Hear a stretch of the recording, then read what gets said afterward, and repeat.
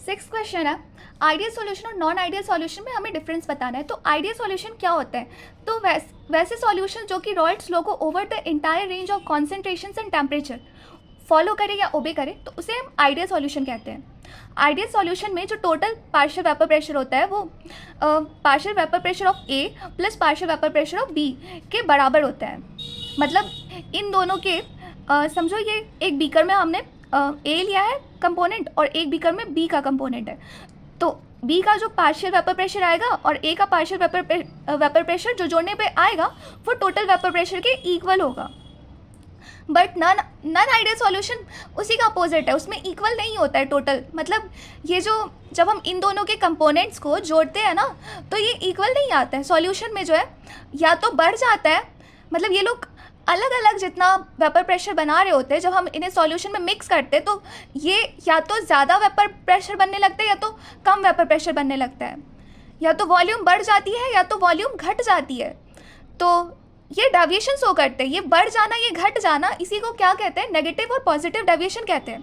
तो अगर जो वॉल्यूम है वो बढ़ जाए या वॉल्यूम जो घट जाए, जैसे कि हमने कंपोनेंट ए का 2 लीटर लिया और हमने कंपोनेंट बी का 3 लीटर लिया, और 3 और 2 लीटर को हमने मिक्स किया, जब सॉल्यूशन बनाया तो जो टोटल सॉल्यूशन का जब हम वॉल्यूम देख रहे हैं तो वो 3-2 जोड़ने पे तो 5 आता है ना, बट वो 5 पॉइंट समथिंग में शो कर रहा है टोटल वॉल्यूम। तो क्या हुआ कि यहाँ पे पॉजिटिव डेविएशन देखने को मिला, मतलब बढ़ गया volume.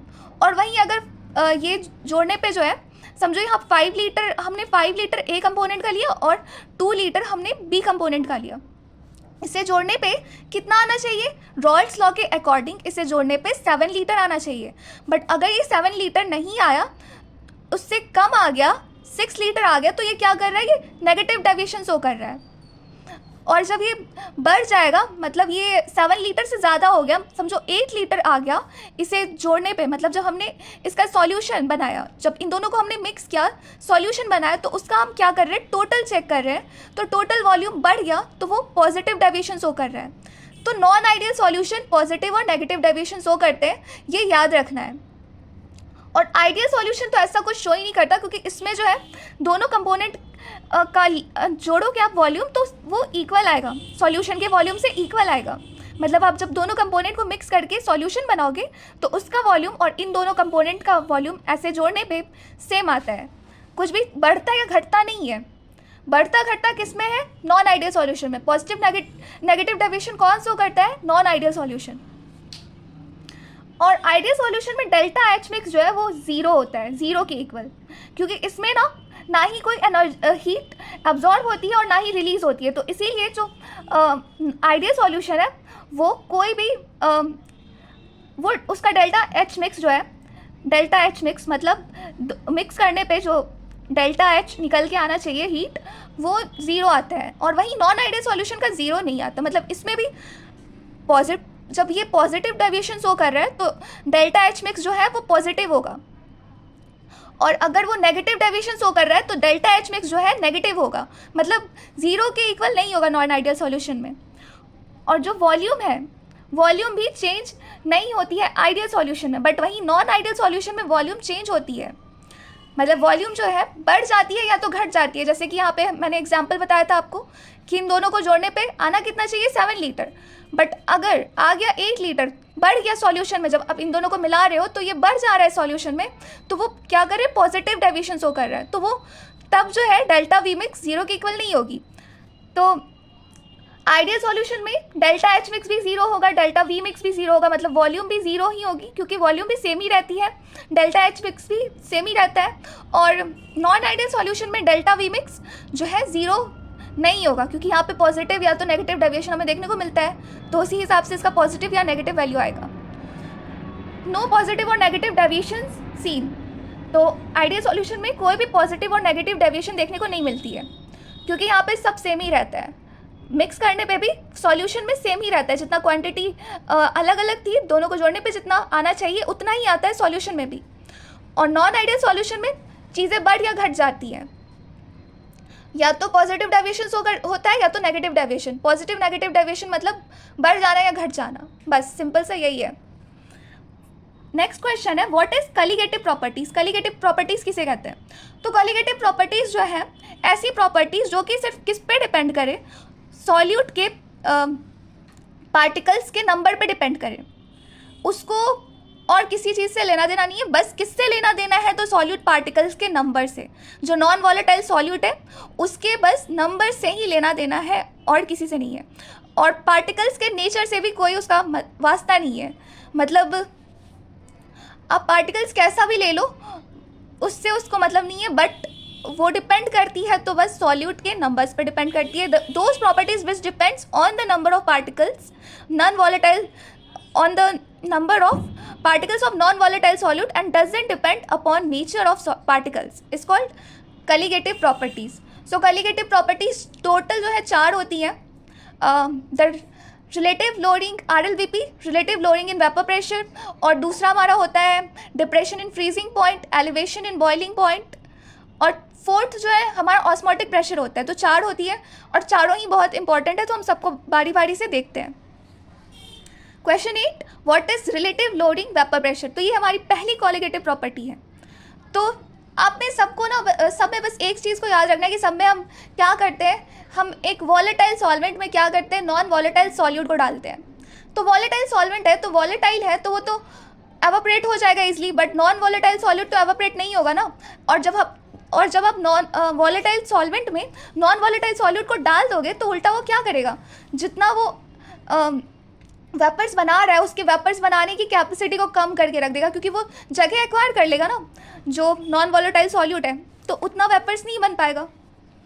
So when a non volatile solute is added to the pure solvent then the vapour pressure of solution decreases relatively. Relatively मतलब क्या होता है, तुलना में मतलब किसके तुलना में, प्योर सॉल्वेंट के तुलना में जो है कम हो जाता है वेपर प्रेशर किसका, सॉल्यूशन का. क्योंकि सॉल्यूशन में आप क्या कर चुके होते हो, नॉन वॉलेटाइल सॉल्यूट को मिक्स कर चुके होते हो सॉल्यूशन में. तो इसीलिए जो प्योर सॉल्वेंट था हमारा, जो कि वॉलेटाइल था, वो जितना वेपर प्रेशर बना रहा था वो हमारा नॉन वॉलेटाइल सॉल्यूट को ऐड करने पे सॉल्यूशन नहीं बना रहा होगा. तो क्या होता है कि वेपर प्रेशर में लोडिंग आ जाती है, क्योंकि जितने वेपर्स तब बन रहे थे जब हमने ऐड नहीं किया था सॉल्यूट, अब उतने वेपर्स नहीं बन पा रहे जब हमने सॉल्यूट को ऐड कर दिया है. तो बस इतना याद करना है कि नॉन वॉलेटाइल सॉल्यूट को ऐड करने के बाद प्योर सॉल्वेंट में क्या होता है कि सॉल्यूशन का वेपर प्रेशर डिक्रीज हो जाता है. और इसी decrease in the vapour pressure, जो वेपर प्रेशर में डिक्रीजिंग आती है, इसी को RLVP कहते हैं, relative lowering in vapour pressure. और ये फॉर्मूला याद रखना है, chi solute is equal to P0 minus PS upon P0. ये जो P0 है ये हमारा प्योर सॉल्वेंट का वेपर प्रेशर है, और ये जो PS है एज सॉल्यूशन, ये सॉल्यूशन का वेपर प्रेशर है, और ये मोल फ्रैक्शन ऑफ सॉल्यूट है. नेक्स्ट क्वेश्चन है what do you mean by elevation in boiling point. Elevation in boiling point, नाम से ही समझ में आ रहा है कि बॉइलिंग पॉइंट में क्या आ रहा है, एलिवेशन आ रहा है. मतलब बॉइलिंग पॉइंट एलिवेट कर रहा है, बढ़ रहा है. तो बॉइलिंग पॉइंट कब बढ़ता है, हमेशा याद रखिए बॉइलिंग पॉइंट तब बढ़ता है जब नॉन वॉलेटाइल सॉल्यूट डालेंगे. मतलब नॉन वॉलेटाइल सॉल्यूट डालने से वेपर्स कम होते हैं.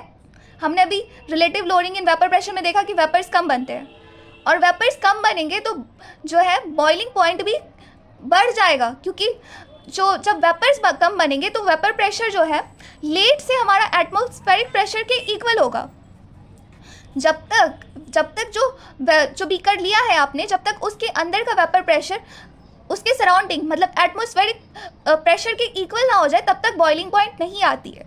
और जब वेपर्स कम बनेंगे तो वेपर प्रेशर कैसे जल्दी इक्वल होगा, बाहर के एटमॉस्फेरिक प्रेशर के कैसे इक्वल होगा, और इसीलिए जो है बॉइलिंग पॉइंट बढ़ जाती है. मतलब बहुत लेट वेपर्स जो है वेपर्स बनते हैं, और बहुत लेट जो वेपर प्रेशर है वो बाहर के सराउंडिंग के एटमॉस्फेरिक प्रेशर के इक्वल होता है, इसीलिए बॉइलिंग पॉइंट बढ़ जाती है नॉन वॉलेटाइल सॉल्यूट को डालने से. और उसी जो इंक्रीजिंग इन बॉइलिंग पॉइंट होता है उसी को हम एलिवेशन इन बॉइलिंग पॉइंट कहते हैं. और इसे हम डिनोट करते हैं, एलिवेशन इन बॉइलिंग पॉइंट को डेल्टा TB से डिनोट करते हैं. किससे डिनोट करते हैं, डेल्टा TB से डिनोट करते हैं. T मतलब टेम्परेचर, B मतलब बॉइलिंग पॉइंट. मतलब बॉइलिंग पॉइंट के टेम्परेचर में जो चेंज आता है उसी को एलिवेशन इन बॉइलिंग पॉइंट कहते हैं, और उससे डेल्टा TB से डिनोट करते हैं. तो जब आप एक प्योर सॉल्वेंट ले रहे हो, प्योर सॉल्वेंट में कि मान लो कितनी 100 डिग्री जो है सेल्सियस इसका बॉइलिंग पॉइंट है इस प्योर सॉल्वेंट का। बट जैसे ही आपने क्या किया, इसमें सॉल्यूट को ऐड किया, वो भी कैसा, नॉन वॉलेटाइल, NV मतलब नॉन और V मतलब वॉलेटाइल। तो जैसे ही आपने इसमें नॉन वॉलेटाइल सॉल्यूट ऐड किया तो इसका जो बॉइलिंग पॉइंट है वो कितना हो गया, 105 डिग्री सेल्सियस हो गया। तो बॉइलिंग पॉइंट क्या हुआ, बढ़ गया नॉन वॉलेटाइल सॉल्यूट को ऐड करने से। When a non-volatile solute is added to the pure solvent, then the vapor pressure decreases. Vapor pressure कम हो जाता है, जिसके कारण ही क्या होता है, बॉइलिंग पॉइंट बढ़ जाता है। वेपर प्रेशर के कम होने के कारण बॉइलिंग पॉइंट बढ़ जाता है। और that increase in the boiling point of solution is known as elevation in boiling point. और उसी इंक्रीज को, जो उसी बॉइलिंग पॉइंट में जो बढ़ोतरी आती है, उसी को हम कहते हैं क्या, एलिवेशन इन बॉइलिंग पॉइंट। ये जो हमारा प्योर सॉल्वेंट का जो है बॉइलिंग पॉइंट वो 100 डिग्री सेल्सियस है। इससे हम TB नॉट से डिनोट करते हैं, हमेशा प्योर वाली चीज़ों को नॉट से डिनोट करते हैं। और जो ये हमारा सॉल्यूशन बना है, जब हमने नॉन वोलेटाइल सॉल्यूट को डाल दिया इस प्योर सॉल्वेंट में, तो जो हमारा सॉल्यूशन बना, इसका जो बॉइलिंग पॉइंट है, इसे हम TB से डिनोट करेंगे। तो एक बात बताओ कि ज़्यादा किसका बॉइलिंग पॉइंट है, तो ज़्यादा बॉइलिंग पॉइंट तो इसका है ना, TB। जो सॉल्यूशन है उसका, तो हम चेंज को कैसे बताएंगे, TB में से हम माइनस करेंगे प्योर वाले को, जो प्योर वाला का बॉइलिंग पॉइंट है। तो हमारा निकल के आ जाएगा कि कितना एलिवेशन आया है बॉइलिंग पॉइंट में, कितना बढ़ा है वो। So TB naught is equal to boiling point of pure solvent, और TB is boiling point of solution जब हमने नॉन वोलेटाइल सॉल्यूट ऐड कर दिया, and delta TB is elevation in boiling point. एक कॉन्सेप्ट और आता है इसमें कि जो डेल्टा TB होता है वो किसके प्रोपोर्शनल होता है, वो मोललिटी के प्रोपोर्शनल होता है। क्योंकि मोललिटी हमें क्या बताती है, मोललिटी हमें यही बताती है ना कि 1 kg सॉल्वेंट में कितने जो है number of moles of solute present है। तो जितने ज़्यादा जो है number of moles of solute present होंगे, ये नॉन वोलेटाइल सॉल्यूट जितना प्रेजेंट होगा हमारे सॉल्यूशन में, उतना ही क्या आएगा, एलिवेशन आएगा। तो जितना ज़्यादा ये होगा उतना ही ज़्यादा क्या आएगा, एलिवेशन आएगा। तो इसीलिए डेल्टा TB जो है डायरेक्टली प्रोपोर्शनल है मोललिटी के। और जब प्रोपोर्शनैलिटी का साइन हटता है तो क्या आता है, कांस्टेंट आता है। तो इसमें जो कांस्टेंट आता है वो KB आता है, और KB को क्या बोलते हैं, मोलल एलिवेशन कांस्टेंट या एब्यूलियोस्कोपिक कांस्टेंट। ये नाम याद रखना है, मोलल एलिवेशन कांस्टेंट या एब्यूलियोस्कोपिक कांस्टेंट। डेल्टा KB को बोलते हैं मोलल एलिवेशन कांस्टेंट या एब्यूलियोस्कोपिक कांस्टेंट। तो हम देखते हैं इसका यूनिट कैसे निकलेगा। So delta TB is equal to KB molality. So KB is equal to हो जाएगा delta TB upon molality. Temperature का यूनिट केल्विन होता है और मोललिटी का यूनिट होता है मोल पर किलोग्राम, सो केल्विन और ये मोल पर किलोग्राम है। तो मोल जो है जब ऊपर जाएगा तो क्या आ जाएगा, ये इस पर -1 आ जाएगा, इन्वर्स का साइन आ जाएगा। और kg ऊपर जाएगा तो इस पर साइन हट जाएगा और ये kg हो जाएगा। तो इसे ऐसे लिख सकते हैं, केल्विन kg पर मोल, इसका यूनिट आ जाएगा केल्विन kg पर मोल। अब हम समझते हैं कि डेप्रेशन इन फ्रीजिंग पॉइंट किसे कहते हैं। तो यहाँ पे एक बीकर है, बीकर में हमने लिया है क्या, प्योर सॉल्वेंट नॉर्मली वाटर ही रहता है। तो इसका जो फ्रीजिंग पॉइंट है वो 0 डिग्री सेल्सियस है। बट जैसे ही हम इसके अंदर नॉन वोलेटाइल सॉल्यूट ऐड करते हैं, तो अब जो है ये देखो नॉन वोलेटाइल सॉल्यूट आपको दिख रहा है, ये रेड नॉन वोलेटाइल सॉल्यूट है।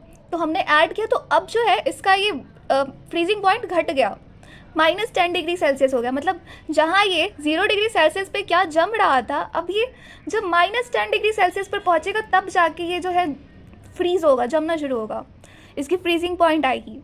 TF नॉट जो है वो बड़ा हो जाएगा, 0 डिग्री सेल्सियस है, 0 से कम होता है ना माइनस, तो TF not is greater than TF।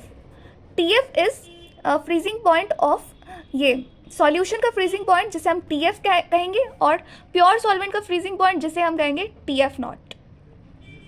तो एलिवेशन इन बॉइलिंग पॉइंट में क्या हो रहा था, बॉइलिंग पॉइंट बढ़ रही थी नॉन वोलेटाइल सॉल्यूट को ऐड करने पे, बट यहाँ पे अपोजिट घट रहा है। नॉन वोलेटाइल सॉल्यूट को ऐड करने पे फ्रीजिंग पॉइंट घटती है और बॉइलिंग पॉइंट बढ़ती है। याद रखना है इसे। TF naught freezing point of pure solvent and TF is freezing point of solution के फ्रीजिंग पॉइंट को TF से डिनोट करेंगे। और delta TF is depression in freezing point, मतलब कितना जो है डेप्रेशन आया, डेप्रेशन मतलब कितना कम हुआ जो फ्रीजिंग पॉइंट, उसे डेप्रेशन कहेंगे। तो कितना डेप्रेशन आया उसे हम डेल्टा TF से डिनोट करते हैं। So delta TF is equal to TF naught minus TF, क्योंकि TF नॉट क्या है हमारा, बड़ा है TF से, क्योंकि फ्रीजिंग पॉइंट क्या हो रही है, सॉल्यूशन की फ्रीजिंग पॉइंट घट रही है नॉन वोलेटाइल सॉल्यूट को ऐड करने पर। तो इसका जो आंसर आप खुद से बनाकर लिख सकते हो कि when non volatile solute added in a pure solvent, तो क्या होता है कि घटता है, हमारा फ्रीजिंग पॉइंट घट जाता है। तो हम देख लेते हैं इसका डेफिनेशन, वैसे आप खुद से बनाने की कोशिश करना कि नॉन वोलेटाइल सॉल्यूट को ऐड करने के बाद प्योर सॉल्वेंट में जो सॉल्यूशन का फ्रीजिंग पॉइंट है वो घट जाता है, और उसी डिक्रीजिंग को हम क्या बोलते हैं, डेप्रेशन इन फ्रीजिंग पॉइंट कहते हैं। और यहाँ पे भी ये हमें याद रखना है कि नंबर ऑफ पार्टिकल्स जो है, नॉन वोलेटाइल सॉल्यूट के नंबर ऑफ पार्टिकल्स को कैलकुलेट करने के लिए हम मोललिटी का यूज़ करते हैं। तो इसीलिए delta TF is directly proportional to molality. Molality के डायरेक्टली प्रोपोर्शनल है, मतलब जितनी ज़्यादा मोललिटी, जितने ज़्यादा number of moles of solute, उतना ही ज़्यादा क्या आएगा, डेप्रेशन आएगा फ्रीजिंग पॉइंट में। तो इसीलिए इसके प्रोपोर्शनल है, डायरेक्टली प्रोपोर्शनल मोललिटी के। और जब कांस्टेंट प्रोपोर्शनलिटी का साइन हटाएंगे तो क्या आएगा, कांस्टेंट आएगा KF। Elevation in freezing point में KB आया था ना, KB जिसे हम एब्यूलोस्कोपिक कांस्टेंट कह रहे थे, और यहाँ पे KF आएगा जिसे हम क्रायोस्कोपिक कांस्टेंट कहेंगे, या हम इसे मोलल डेप्रेशन कांस्टेंट कहेंगे, कांस्टेंट।